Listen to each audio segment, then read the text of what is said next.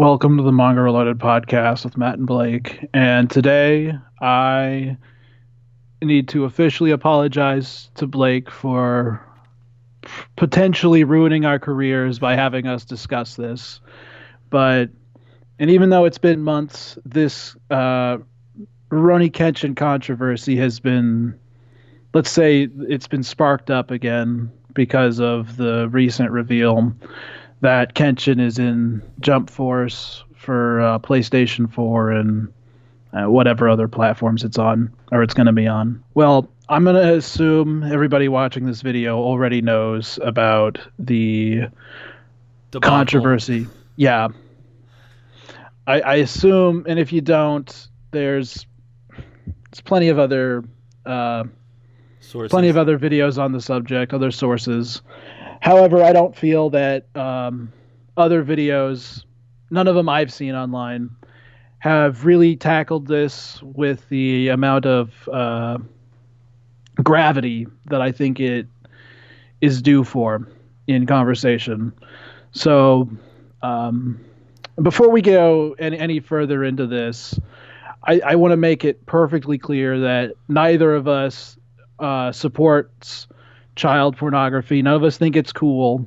Just because we're trying to look at this in a certain angle and with a certain degree of cultural relativism, that doesn't necessarily mean that we think it's cool. Yeah, it's definitely extremely touchy subject, but as Matt said, it doesn't feel like anyone's really gone beyond the baseline statement of, oh, it's disgusting, it's revolting, and I'm not going to talk about it. But I feel like it's a topic that deserves to be discussed. And as you said, there's a lot of cultural relativity. There's a lot of points about this that aren't being discussed, aren't being talked about, and I'm sure a lot of people who hear about this situation don't really take the time to dig and to look into it. And I mean, I can't fault someone for that, because when you No, hear when it's you when you hear about something like this, the first thing you don't do is, oh, what are the laws on this? right.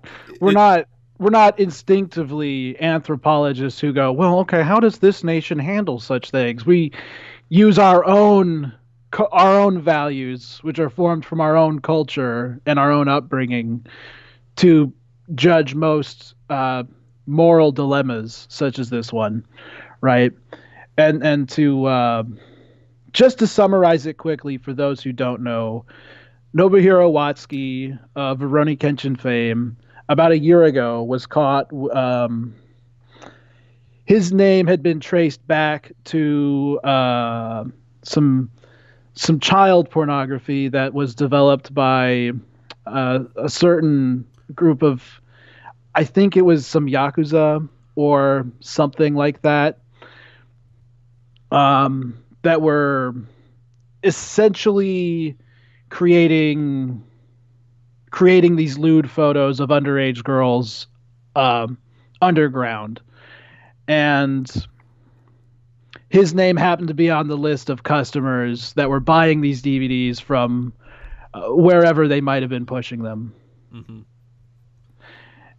Again, they've been very brief and pretty secretive with the details of this case for honestly for Yeah, good reason, because I think a lot of this is on a need to know basis, yeah. especially considering Japan's own history and views with this subject.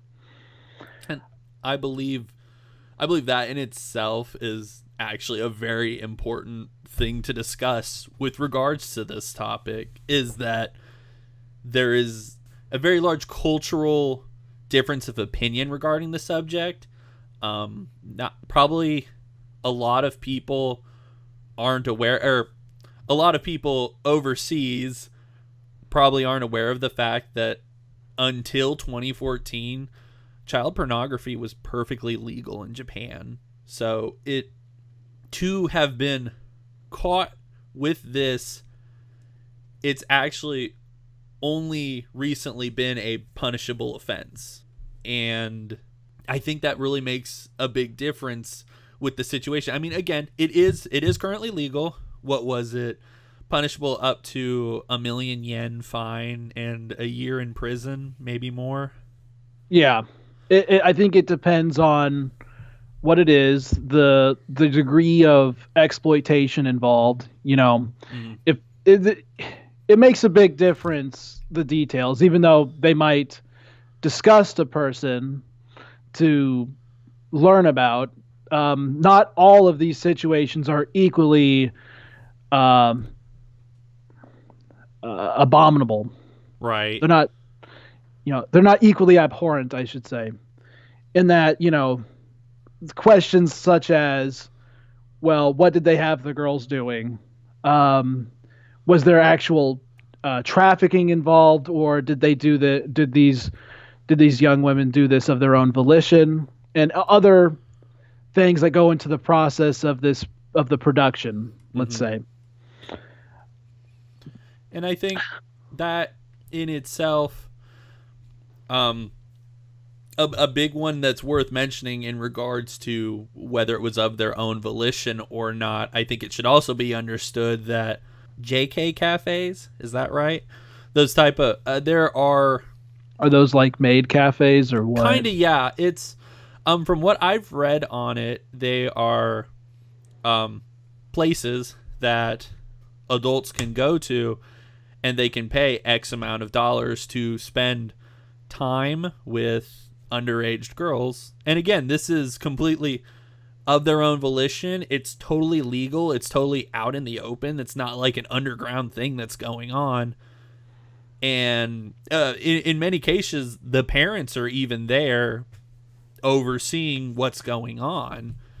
And again, you can pay X amount of dollars. It's nothing sexual that I understand, or nothing overtly sexual, but No, it's like what, hand holding, yes, and it's like I don't know, maybe they'll maybe they talk, touch laps or something, or yeah, one of head to lap or whatever. yeah, or they'll just have like coffee together, or it's like a mini date or something like that. But yeah, it's this type of thing is totally acceptable. It's in the public eye. It's not some underground thing in the Japanese culture. It's kind of a role playing thing, right? Yeah, Like these older men get to experience what it had been like to have dated a young girl like this when they were younger. right. Is that correct? Yeah, Or that's pretty accurate. And I know when the law passed forbidding underage child pornography, a lot of these locations then changed it to where the girls had to be 18 or older. But right. even then, going off of the culture, most of them were still dressed like very young girls. They'd wear school uniforms. And so it's still there to give you the impression that they are younger than they are. And like I said, it's just really a part of the culture. I mean, Well, and there is a degree of perceived innocence to this. Not to go off subject too much, mm-hmm. but I'm gonna just tell a brief story here. When I remember the first time I watched My Neighbor Totoro with a couple of friends, there is a scene where the dad takes a bath in like it's like this old fashioned kind of round barrel type bath, right? Mm-hmm. And he's taking the bath with his two young daughters, right? Mm-hmm. They're all naked. They're all three completely naked. And they don't censor this in the releases here, as far as I know, right? And that's because it's just perceived as this innocent scene between father and his daughters. A father and his daughters, yeah. And it's not. There isn't this fear. There isn't this inherent fear of nudity involved. And granted, that's animation. That's not acting. That's not live acting. But that tells you something about they don't have this inherent aversion to nudity that we in the West do. Part of that is due to difference in religious perspectives. The major Western religions being, well, predominantly some form of Christianity, preach a certain degree of modesty, shame, and modesty towards nudity, while that's not so much a thing in Eastern cultures, right? Mm-hmm. And what's really going on here is that Japan is starting to kind of catch up to Western values as they're homogenizing into the global culture and the global marketplace. Right. And that's why it took so long for child pornography to become illegal. And I found this interesting statistic. Again, I don't know how entirely accurate it is, but it's from a BBC article, and it was just to kind of paint the picture a little better. It says in the 12 months between July 2015 and July 2016, there were 37 cases sent to public prosecutors regarding illegal child pornography in Japan.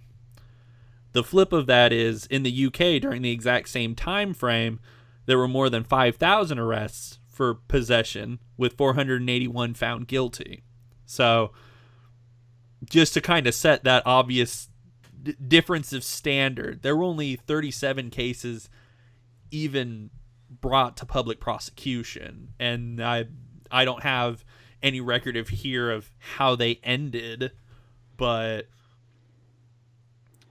the rest of the Western world deals with the situation completely different. Again, it is just the concept of child pornography is just considered abhorrent. It's just considered one of the worst things that you can do apart from actual action.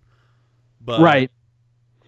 And there are a lot of people that I think, particularly in the anime community, the communities I follow online, that completely overreact. And I know it sounds like I'm undermining the severity of this tort. However, there are a lot of people, I feel, that, I don't know, in an attempt to appeal to Western sensibilities and to, just to make sure that their audience knows I don't support pedophilia, they go like way overboard to try and sell that point, and don't try to look at Watsuki's offense from that cultural context. So, what had exactly happened? He got caught with, what was it, several DVDs several photos pictures of an undisclosed type and variety, and then he was fined something that would have been equivalent to about what, $2,000 $2,000 US dollars. Yeah. And a lot of people feel that was an unfair offense. And there are people claiming that it was because Shueisha must have hired top class lawyers, or it's because he's famous that they gave him a slap on the wrist and gave him a small charge, which to me doesn't really make sense even for a Japanese court, because if he's rich, you'd think they'd charge him more, right? Maybe that's just me applying what I know about Western, U.S. court system to this, but it's what I would think if it was considered a major offense there. And we don't know what was on those DVDs. We don't know what was. Yeah, we don't know what the exact content was, but I mean, obviously it was enough to be counted as an offense. Right. But we don't know the exact severity. See, what immediately comes to a person's mind when they hear child pornography is probably not accurate to what what he was caught with. Right now, there's still a lucrative market for what is essentially fapping material, right? Yes. That involves young girls. They can, so long as there is no exposed breasts, genitalia, or buttocks, it is no is it considered photo? It's just considered photography. It's not pornography, Mm-hmm. which means they can be dressed as scantily or shot at certain angles and poses all they want, and it's still fine. Mm-hmm. All right, Blake, we have beat around the bush enough. I think we've set the stage for the fact that Watsuki was in Japan. He's a Japanese citizen and he's committed a crime. And so his trial, everything involving this scandal needs to be framed within where it fits within Japan's paradigm. All right? I think we've covered that enough. Let's talk about the Western perspective and how we should view Watsuki and Rurouni Kenshin as a series in general. Okay. And I think we should even bring up Mitsutoshi Shimabukuro too. Toriko. A little bit. Yeah. Okay. So one problem is that when this story got picked up by Anime News Network, pretty much everyone in the Western anime community, they flipped the fuck out. Okay, understandably, people's feelings were hurt. People were disappointed. I was disappointed. I'm still disappointed.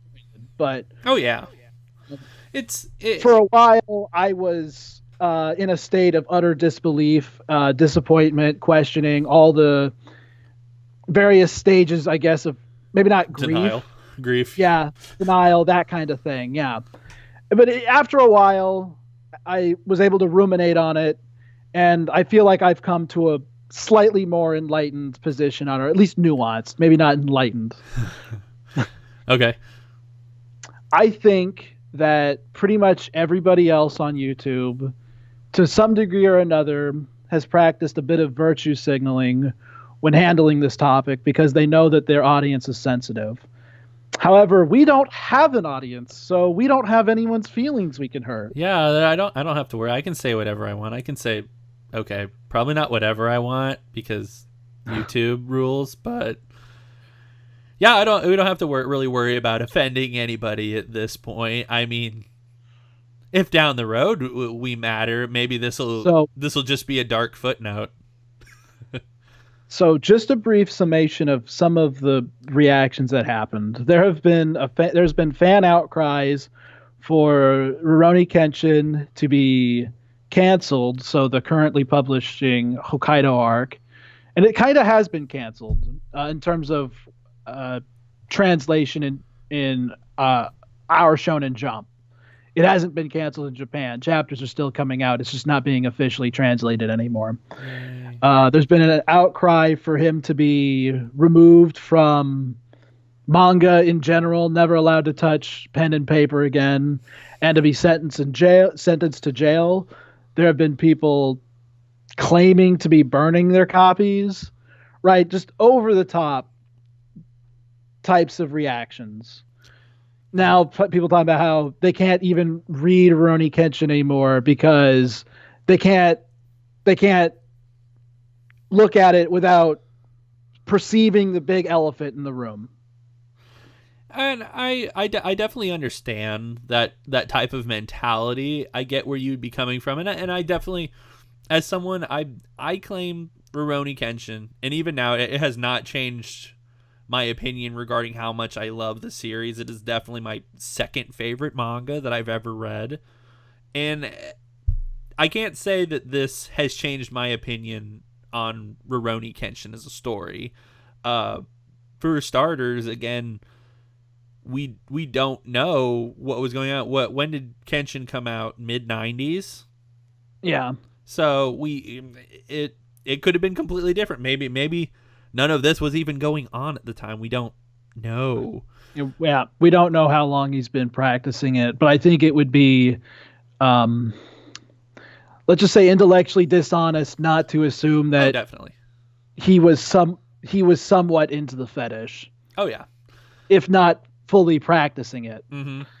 The simple answer to that is we don't know. However, I'm going to say something a little more controversial and say that I'm evoking death of the author, the theory of death of the author when it comes to this particular situation. And usually I do that anyway, which is that it doesn't matter what the author thinks his own work even means. It doesn't even matter if Watsuki were to tell us that Rurouni Kenshin was specifically written to promote child pornography, right?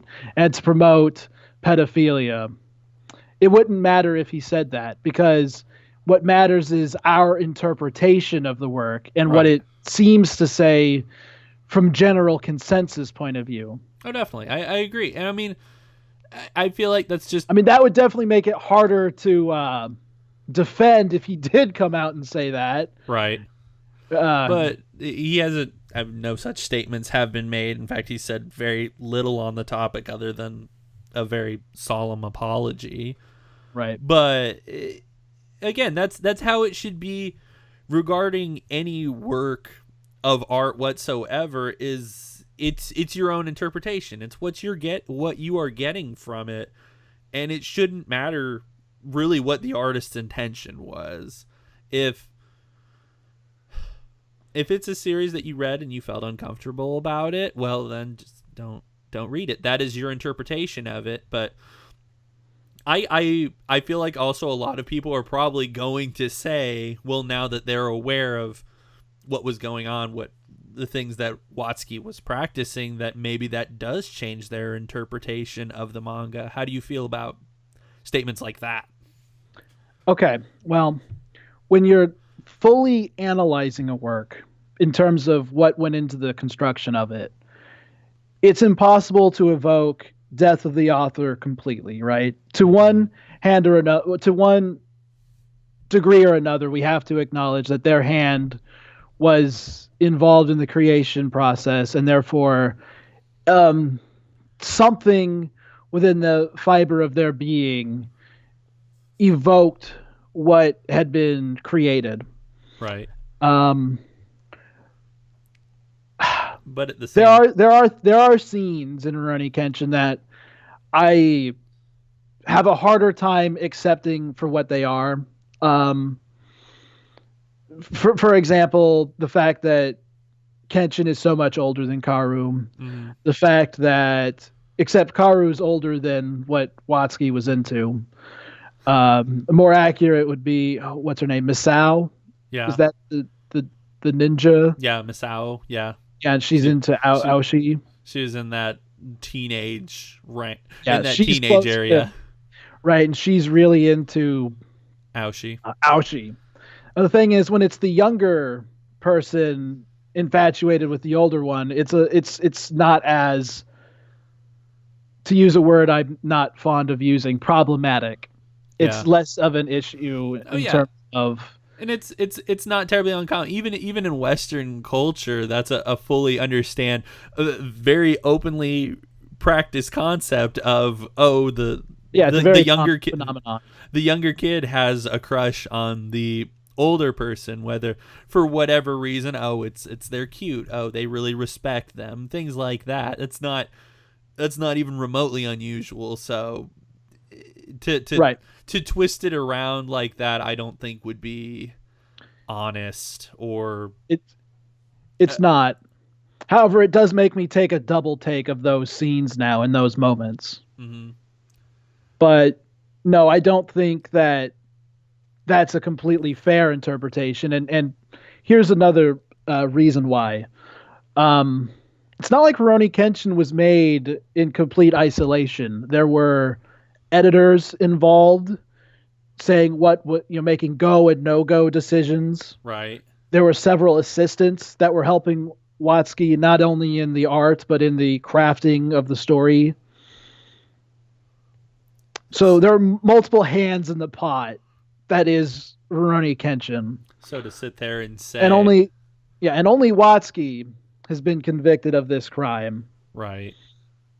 So to sit there and say, he was the main author. He was the one who came up with this idea, because this is what was going on. It's like it completely tarnishes the entire series. That's unfair, because to fairly cast that type of blame, you would have to put the blame on his entire crew, the entire group of people that were working on the manga at the time. I would say that's a fair summation. And there's also become this idea in the ether of this discussion that anybody who buys Kenshin products currently is now guilty of the same crime by association and by financially supporting Watsuki, even though that's not at all how any of this works. No, that's not how it works. I mean, just looking at the series in general, I mean, it's gone beyond just the manga series. There's obviously an anime, there's OVAs, there's a live action series, all these spin-off series. So to say, oh, because you support this series, therefore you are supporting him, that's never how it's worked for anything. That's not how it works. Right. Well, there's this idea that you buy Rurouni Kenshin products, that puts money directly into his pocket, and then he goes off and buys pornography, as if that's 100% what he spent his money on. It's like he never went to McDonald's once. Or maybe he didn't. I don't know. I assume he eats fast food. Mangaka don't have that much time. Oh, geez. See, now you're trying to Americanize him, saying he went to McDonald's. Okay, he went to some Japanese equivalent. He probably just had... He just had sushi, obviously. Yeah, you know, he just ate sushi and poke and all that generic Japanese cheap cuisine, sure. As if he didn't buy food or other commodities, right? We know he bought other stuff because he wouldn't stop talking about fighting games throughout the entire process of Rurouni Kenshin. And if you were to ask me what what element of Watsuki's personality was the primary factor for crafting Rurouni Kenshin, I would say it's his love of fighting games, because that's literally all he talks about in his author bios and in his little question corners, his little those little author discussion things. His developmental notes. Yeah. It's almost all about fighting games. Mm-hmm. And again, there's multiple facets to his personality, so it doesn't, just because Rurouni Kenshin was a work crafted from his mind, it doesn't mean it's a product of that aspect of his mind. Yeah, it doesn't mean that is literally the only thing he ever did or thought about was child pornography. I think it becomes easy for people to conflate that idea. Oh yeah, it's just it's easy to vilify someone to the maximum extent when you find out about something like that, and it's not right. I mean, again, I understand the sentiment of it, but I don't think that in itself should detract from what someone can pull from Rurouni Kenshin or any other work that he's put out. Right. And I think to then pass on the buck of, oh, well, he was into this, so because you buy it, you support it. I mean, again, I think a very comparable thing going on in this country, not to get too far off topic. Here, we'll just make it a little more general. Presidents, assuming that, oh, you voted for X president, you must support every single thing that they do. And it doesn't work like that. Yeah. I know that was very off topic. But I think it was an apt comparison. You supported Trump, didn't you? Dude, you and I were sitting there the entire time that the presidential election was wrapping up. I actually recall sitting there on the line with you. Oh yeah. We were there, and we were totally on opposite sides of it too.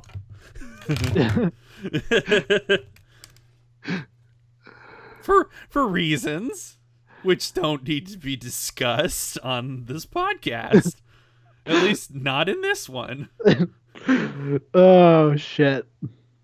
We're fucked.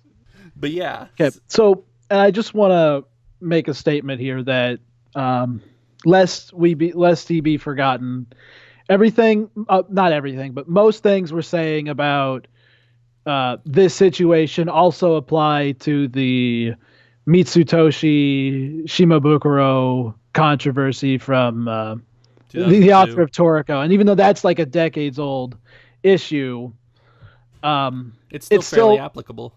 Well, it's applicable because people compare the two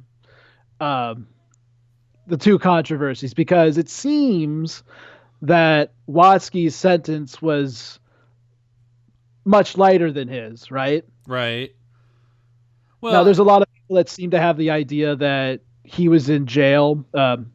Mitsutoshi was in jail for 6 years, and that's actually not the case. Just because there's a 6-year gap between his previous series and Toriko doesn't mean he was in jail that long. It takes a long time for something to get published and to hit the... Well, and again, the reality of it is the fact that he wasn't actually imprisoned at all, apart from probably detainment when they first brought him in, but he was under 2 years of probation, and that was pretty much all there was to it. I mean, again, it was probation, so if he had done something else, then the original punishment of jail time would have been enacted, but obviously that didn't happen. Right. And I mean, his situation is significantly different from Watsuki's, in that he actually engaged in an act of sexual intercourse, prostitution. Yeah. Underage prostitution, while Watsuki only had photos. Mm-hmm. And I know there's people that think all acts of pedophilia from one degree or another are equivalent, but clearly they're not, right? Right. A lot of factors to consider in terms of degree of exploitation involved, whether the other party was willing or not, was there trafficking involved, or is it a simple case of they're young and shouldn't be doing this, even if it is of their own volition. Right. And I mean, the point can be made. I mean, it doesn't make it okay, but if I recall correctly, at the time he was 27, he was in his 20s, and she was 16, and I believe they met through, like, they'd been like back and forth texting each other for a while. Yeah, there's like a phone service for meeting up people. Yeah.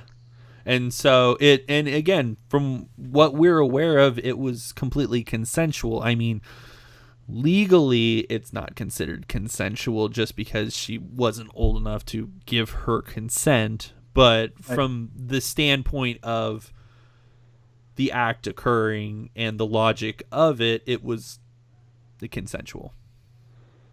Which again makes quite a bit of difference with it. It doesn't make it okay. It doesn't make it fine and dandy, but it really changes the context of the situation. Right. I mean, do you think that those sentences were fair relative to Japan's standards, or do you actually think Watsuki or Shimabukuro got off a little too easily due to fame? Well, I know I have a bit more of a different opinion on this than you would, being a father with a daughter. Yeah. But I mean, in the case of Watsuki, it's hard to say. I know. Yeah, I mean, it's really murky because there's a lot of unknown elements. Yeah. But yeah, as far as the sentence goes, I feel like it could have been a little heavier. Oh, but I remember something you said before we'd started recording was that we don't know when it was that he acquired this material. So it could have been a case of this is something he acquired before it was even illegal. So for him to be in possession of it, again, while it's not it's not okay now because it is technically illegal. The fact that he acquired it at a time when it was legal at least changes the viewpoint that you have to take on it. And it may have had an impact on the sentence that he received. Now, from my personal standpoint and my Western mentality, even I feel like it was kind of a light sentence. Again, knowing that he was a public figure and that, as far as we know, he had pretty good money. I feel like a less than $2,000 fine was extremely light. Like, again, barely a slap on the wrist. I don't, again, without knowing all of the details of it, it's hard to make a solid, oh, this is what should have happened. And I don't feel it's my place to say, oh, this is what should have happened to him. I can't say, oh, he should have gotten jail time over this. I guess my question is, I wonder if the judge tried to separate Watsuki's fame from the committed act, right, and tried to charge him the equivalent type of fine that a average citizen would have gotten had they done the same thing and been caught with the same materials. Right. And I guess one thing that could be considered is we don't know if these two separate cases, if the previous one was used as a reference point for Watsuki's case, could it have been a case of, oh, well, he engaged in underage sexual activity and he got a 2-year prison sentence for that. Well, he got a 2-year prison sentence, but he got off with probation. But comparatively, if you look at it from that standpoint, as that setting a precedent for more or less, then yeah, I would say a $2,000 fine was probably proper. But right. But that's assuming that the 2 years of probation was a sufficient punishment at that time. And I mean, again, that's a hard one to say because again, using plain language, from what we know, it wasn't any form of rape. It was consensual. So that should play a big impact on it. Yeah. But I don't know. I don't really have a good answer for that. I still feel like Watsuki got off very light. As to the previous one, the 2 years, I feel like he should have done some form of actual prison sentence. But again, I don't know. I can't say for sure as an honest answer as to what should have happened. I know a lot of people like to jump to he should have gone to prison and he should have been forever vilified as this monster and we should disregard anything he's ever done. I don't agree with that, but I can't tell you what I think should have been done either. Right. What do you think about there's been other claims of guilt by association? For example, there have been a couple people I've read online saying things like Hiroyuki Takei and Ichiro Oda should release a public statement denouncing Watsuki because they have been famously quoted as saying that they learned a lot as assistants under him, right? And that they think he's a great man, and actually in Oda's case, he's also really good friends with Toriko's author, right? Yeah, well, I mean, they've done crossovers before. Mentality just keeps coming up and up again, even though this it's been a year now, and every time Kenshin gets mentioned in any kind of discussion, the forum just becomes this fucking quagmire of bullshit like that. I can't say I agree with that one. As separate human beings, one person does not intrinsically have control over what one other person does. I mean, if it were like his parent and it were a situation where it's like, well, he's not old enough, he doesn't know better, then okay, yeah, you're fair to blame the parent. But in a case of this where it's like other friends and coworkers, I don't think it should be their responsibility to denounce this, to just be like, oh yeah, it's disgusting, I'm sorry I even know him. I don't think that's fair to put onto someone else. I don't. Yep. If they were to do it, I wouldn't hold it against them. I would understand, but I feel like personally, I feel like Jump is probably telling them to just keep their mouths shut on it. Yeah. And that's that. And I guess that's a very interesting thing to consider, as well as what does Jump, well, I won't say what is Jump's stance on it. I think we know what Jump's stance on it is, but what from that point of view, what is their influence having on what is being said, or probably more aptly, what is not being said? Again, right. as previously mentioned, Watsuki's been very, very short on what he said. He said, again, he made a public apology for it. He said he's reflected on it. And right. I just find it incredibly, I guess, ironic that, he said that he's trying to live a life of reflection and atonement from this point on, right? Mm-hmm. Obviously kind of evoking the themes of Rurouni Kenshin itself in that. And even some of the biggest fans of Rurouni Kenshin have looked at that statement and completely balked at it, like, yeah, okay, live a life of atonement and whatever, right? Like, I just find that incredibly odd. People are engaging in this media that's all about somebody having made a mistake, come to realize it. And maybe some people think he's disingenuous with that statement, that he doesn't actually feel bad. But the problem is that we don't know. We don't know if he feels bad or not. I agree. And I kind of feel like he probably does, to be honest, because... No, what you mean is he feels bad that he was caught.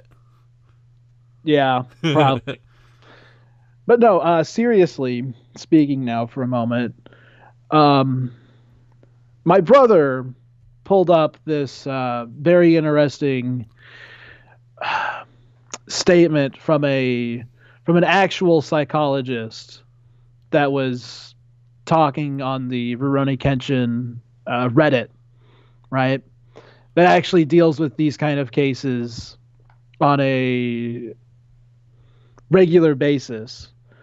And most people, after they've been caught and after what they've done has been brought to light, do have a harder time committing the act again, and do start to feel a lot more shame after that public embarrassment, let's say, the humiliation.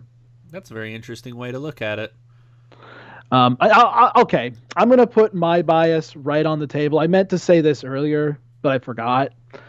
And that's that, obviously, to some degree or another, I'm kind of doing some apologetics on the side of Watsuki because I'm a really big fan of his work, right? Mm. Had it been the author of, say, To Love Ru, as much as I'd like to think that I'm immune to bias and I'd have the same opinion no matter what, but had it been the author of a harem manga like To Love Ru, for example, I probably would have balked at it and said, figures, and been like, that's all it's on his brain, man. Just fucking perverts. I probably would have had that attitude. I'd like to think I wouldn't.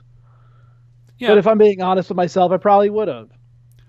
I mean, everyone has their bias. I definitely agree with that, though. Also, being a massive fan of Watsuki and Kenshin especially, it's hard to take yourself out of your own bias and be like, well, is that fair? I mean, I do like this guy, but I still stand on the side of, I think he got off a little light for it.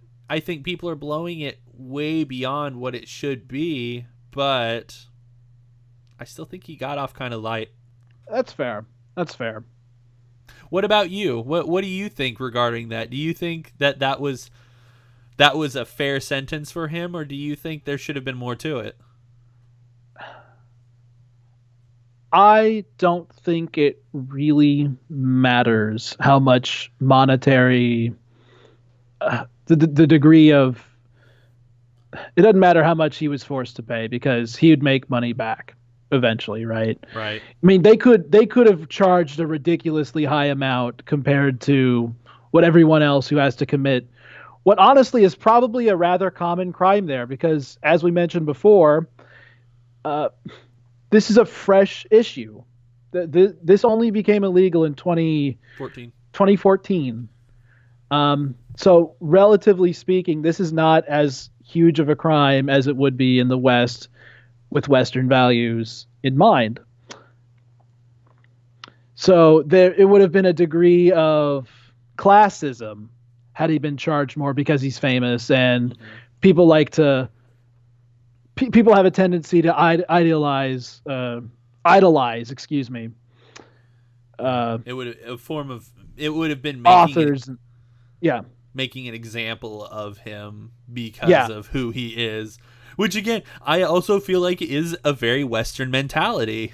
I know we covered this earlier, but I'm going to say it again just for those who've probably forgotten. We don't think this is cool. Neither of us thinks pedophilia is cool. We're just trying to have as nuanced of a discussion as we can. Yeah. And again, as for was he punished too lightly, I don't think the Hokkaido arc should have been put on hiatus at all. I think Rurouni Kenshin should be allowed to keep moving forward because, first of all, if you stop him from working, he's going to become even more depressed, right, with nothing to do. And he'd be more likely to fall into these tendencies if he's not working. Right. If you want to prevent him from slipping into the same kind of behavior, I would keep him working. Yeah, and keep his value of life higher. Maybe some kind of probation would be not necessary and fair. Right. Or, a degree of like, I don't know if they'd be allowed to do this, like routine checkups or something. That might be a privacy issue. Uh-huh. Right? I don't think monetary compensation, that's the word I was looking for before. I don't think monetary compensation is the answer, no matter how much money he ends up paying. Yeah, he could end up paying a crippling amount, but either you fuck his life over completely and then he's more likely to fall into these habits with the reserves of money, whatever he does have left. Yeah. So I'm sure it's affordable if he's getting it underground from the Yakuza. Yeah. Sure, it's at least somewhat affordable for the common person. I guess that brings up another point that I don't think we've really discussed is, I mean, obviously now we have your opinion on it, but regarding should they have suspended it got put on a hiatus, the current Kenshin arc, should it have been not allowed to come back at all? What do you think Jump should have done regarding this? Do you think what they did was sufficient? They should have done nothing at all? I know. How long was it on hiatus for? I know a few months at least. Yeah, I think it was 6 months. I could be wrong about that. I don't follow the Hokkaido arc very closely. Yeah, I haven't really been following it either, but it was a fair amount of time, but it was still close enough that people remembered it. Like the Toriko thing, enough time had passed and he was obscure at the time when it happened that nobody really knew about it when Toriko was coming out and becoming a big deal. It was only until after people started researching it that that connection came up. Right. While Watsuki is, Rurouni Kenshin is an uber popular series, both coasts. It's got live action movies coming out, or that did come out pretty characters recently. Featuring in an upcoming video game. Yeah, which is why we're discussing this again. Exactly. I know the argument is then made that Jump, as shown previously, has a tendency to cover for these types of things as they may happen. I mean, that I know of, we only have those 2 examples regarding Jump authors, but do you feel like they're trying to cover for these types of things? Like, Okay. I'll say this. I do not think that Jump are.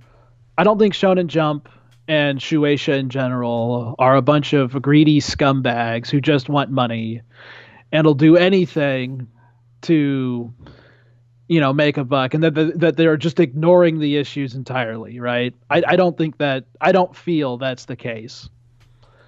well, I I'm mean, sorry. What was your question again? I feel like no, I'm not answering fine. it fairly. No, I was gonna say I would assume we could make that assumption based on this new Jump app that's coming out tomorrow. Yeah, But yeah, it'll be out by the time this comes out. yeah, by the time this is released. But that should at least be a point in the area of they're more about the manga, not just the money. Of course, as a company, you have to be about the money to some extent if you ever want to be successful. But Yeah. Well, and every company engages in some degree of PR, right? Public relations. Of course, it would without PR. They wouldn't dare come out and say the kind of things we're saying, where it's like, well, you gotta look at it in a nuanced perspective. They're not going to say that. They're going to keep everything they say brief and to the point. Like, yeah, he feels bad for what he did. He's living.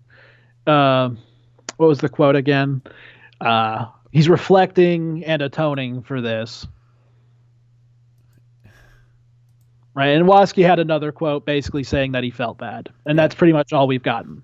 And for the most part, that's probably, from a PR standpoint, that's probably all we should get. Yeah. Yeah. Well, I mean, it's a need to know basis. I mean, the way this came out was that his real name was linked to a list that was confiscated in a bigger scandal involving the group of criminals that were producing this. Mm-hmm. And then the police managed to link his real name to his pen name, and then I think the media sensationalized it a little bit because they knew, if a famous person getting caught with this is in the news, that's going to get some eyes onto the right. Yeah, I actually, hearing you say that, it's interesting because it just occurred to me that we did within the past 2-3 years have a very similar situation happen over here in the West, and that was. Oh, what was that stupid adultery website where... I haven't heard of this.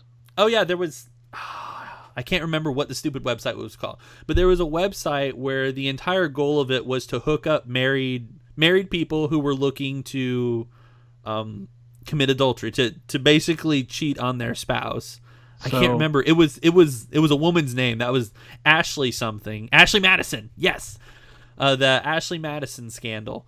And what ended up happening was a lot of when I don't remember if they got hacked or what ended up happening, but somehow the list of users of this website was spread to the public, and a lot of fairly famous people's names were found to be on that list. And again, I mean, it's not exactly the same as this child pornography issue, but pretty much those people were burned at the stake. Basically, they were made public examples of, and it was, for the most part that I'm aware of, nobody whose name was found to be on that list really is talked about anymore.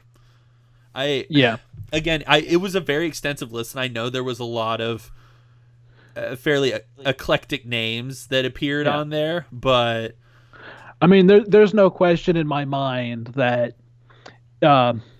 if Rurouni Kenshin was a Western comic book, and this had happened to him, if he was an American and this happened to him, he would not be working again. Oh, definitely.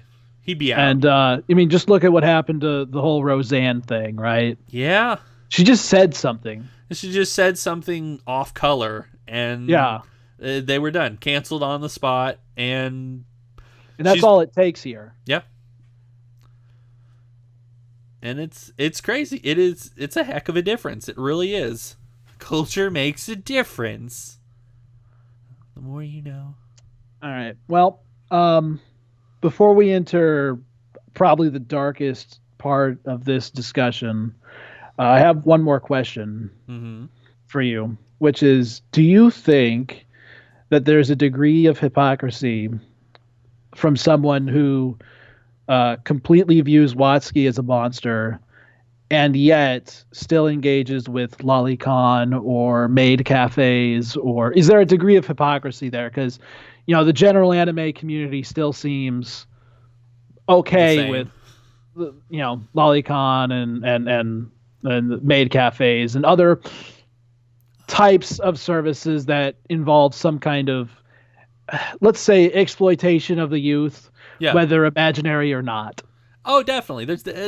It's definitely very hypocritical to just sit there and tear someone apart for actually doing this when in all honesty, it is a large basis of the anime and manga community. They're even in the more, I don't want to say wholesome, but like even in the more public eye series, there is a lot of exploitation of teenage girls. Like, I don't really want to just throw this out there, but like looking at a very current big series like My Hero Academia, you see That's fair. these teenage girls who are 15 years old, confirmed 15 years old, and they're just based on the way that they're built, obviously accentuating chest and curves. Heck, you have one character who is nothing but a floating bust, referring to the, I can't remember the name of the invisible girl. Right, but I mean, she's ostensibly running around naked, right? Yes, she's either I running. can't remember if they said she had a uniform that can like meld to her skin or whatever, like I don't know, like Violet has in The Incredibles. Yeah. But I think she's just running around naked, Yeah, theoretically, she's either right? naked or, well, no, in most of the regular downtime things that occur that aren't related to being a superhero, literally she is a floating belly shirt with that just, it's just a floating outline of cleavage is basically what she is. And I mean, I personally find it funny. But, it is funny. Okay. I agree with, I'm not trying to say that there's something intrinsically wrong with that. I'm saying it's a part of the culture. Oh yeah, there's definitely a degree of that, and that being normalized. It's been around since Dragon Ball with Master Roshi, right? He was an okay master, and even in My Hero Academia, you got the Grapist kid. I don't Mineta. Yeah. I just call him the Grapist for literally transparent reasons. Literally, he had an entire set. Well, there was like a peeping section. I remember when the I don't remember what they were. They were staying with the Pussycat Squad, whatever the heck they were called. Yeah. And the shower rooms, the men and women shower rooms, were directly next to each other. And it's Mineta found a hole leading from one to the other, or maybe that was at the school. I don't know. Anyway, that is a very common trope in anime and manga. Oh yeah, there's like nothing new there. Yeah, and so he goes up to try and look through the hole, and his eye gets impaled, rightfully. But the thing is, what then follows that up is we get this very not to make a joke, but we get this very steamy scene of all of the teenage girls from the class very scantily dressed.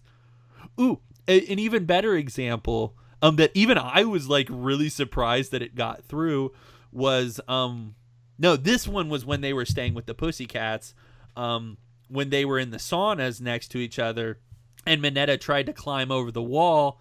But then the little kid, who his name escapes me, he's a nephew of one of the Pussycats, pushes him off the wall. And he's like, hey, they put me here to make sure you guys didn't try to do anything weird. And then he looks over towards the girls, and they're like, hey, thanks. And you literally just get the full blur or the full convenient censoring effect. Like there's one of them who's like the acid one, like she's like full naked out of the water, but you like get the little kid's hair is like perfectly censoring her, and then you get like steam censoring the rest of them, and it's just like that type of thing. It's just fully understood and embraced by the community, and no one really says anything negative about it. It doesn't really even come up much. It's just kind of understood. If anything, it's seen as funny, or the term that we use is fan service. It's very fan servicey. But we don't go out and say, oh, well, you put this in here, therefore you're supporting child pornography. So to sit there... I wouldn't want to conflate that, right? Just like somebody who plays violent video games isn't going to go then go and commit violent acts. It's not a slippery slope. Right. So as to your original question, yes, I do believe there is a large amount of hypocrisy by going out and crucifying someone for doing something like that. Again, not saying it's okay, but that it's a part of the anime culture in general. Right. Well, and I think there's a hypocrisy to it because if you're engaging in something that's considered taboo, of a lesser degree of taboo, let's say, right? Like we can all acknowledge it and bump elbows about it and whatever, and but it's still considered something naughty, right? Right. Especially like lolicon, maybe not so much the My Hero Academia thing, but a lot of people like to make jokes about lolicon and and hentai depicting that, like, oh yeah, he probably, like, not that people are that open about it, although there are some people that are very open about it if you go to certain conventions. Oh, definitely. Or certain message boards. Yes. Internet is but it's just kind of understood that there's a large part of the anime community that are into these things. And maid cafes are so common, right? And we have to be intellectually honest and say this is, at least to some degree, an exploitation of the youth, right? Right. And to say that Watsuki is a complete monster because he took this one step too far, right? There's a line, but there isn't really a line of go, no go, right? I mean, there is by the law, because laws have to be like that. The law has to be absolute. Right. But when you're talking about morality, it's a lot more liquid. Mm-hmm. There's a gray area. It's very circumstantial. And okay, I'm just going to go directly into this, the bigger issue here, right? Which is pedophilia as it is, right? Okay. Which is it's a fetish, just like lolicon is a fetish. To some degree or another, maid cafes are an expression of a fetish. Right. And fetishes are natural. That doesn't. Now, notice I didn't say that they're good. I just said they're natural.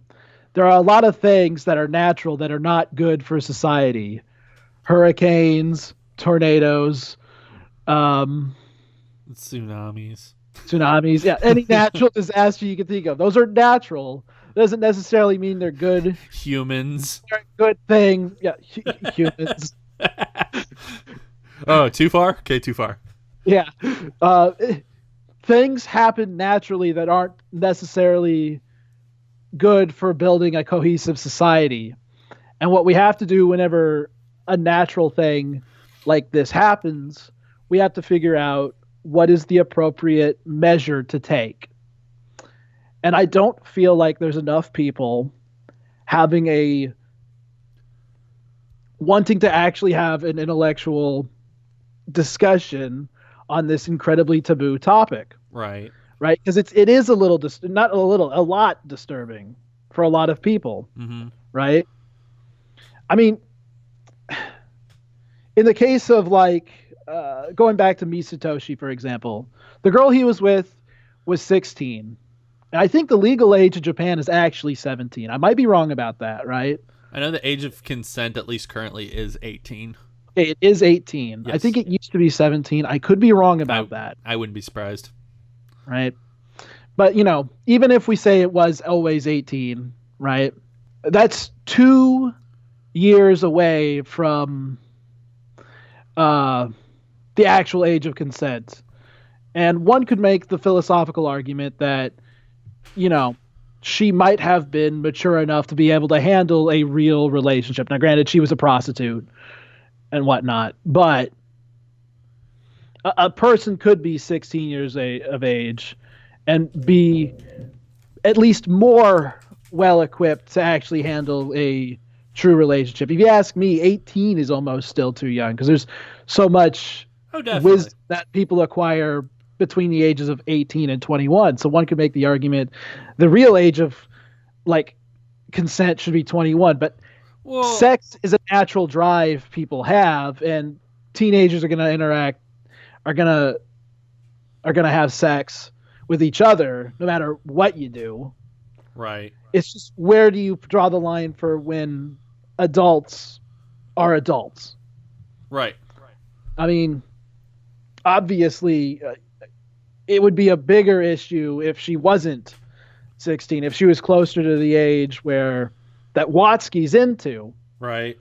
If Watsuki had hired a prostitute and she was in what was he, 13 years old, the technical, the Japanese description of what it was, because they didn't give an actual range, was it was the 10 to 15-year-old range. There was an actual, because there's not a word for teenager in Japanese, so right. it's they have a term for the 10 to 20-year-old range, and they said it was in the earlier half. So it's to be assumed 10 to 20, 10 to 20, or 10 to something else. It might be 10 to 20 is huge.